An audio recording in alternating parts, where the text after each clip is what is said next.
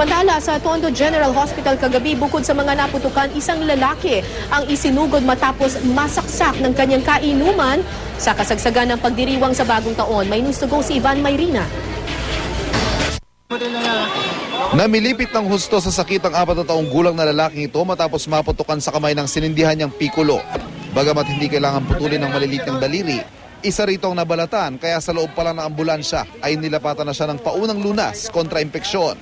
Ika-6 na siya sa mga batang biktima ng paputok na isinugod dito sa Tondo General Hospital mula noong December 21 at ika-5 sa mga batang nadali ng ipinagbabawal na pikulo.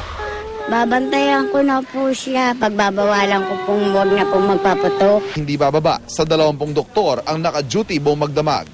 Kumpleto at handa na rin ang kanilang mga kagamitan.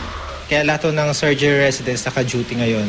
So mayroon naka-assign para sa firecracker lang, mayroon naman naka-assign para sa ibang emergency cases. Babantayan din nila mga tulad ni Jimmy Gargaziran, isang pedicab driver na hindi naputukan pero sinaksak naman ang kainuman. Karaniwan din daw kasi ito sa mga isinusugod sa ospital sa mga nakaraang pagsalubong sa bagong taon. Sabi niya, nakipag-inuman siya. Tapos ano nangyari? Tapos sinaksak daw siya, yun lang. Malayo rin kasi ako kaya hindi ko alam. Nakasalubong ko lang talaga. Kanina pa ba uminom? Siguro. Dito sa hospital namin, for the past 2 years, mas marami yung alcohol-induced, mga stabbing, mga gunshot. Mas maganda, mag-enjoy ng tama. Wag ihalo yung alak at saka yung pagpaputok ng firecracker. Ivan Mayrina, GMA News.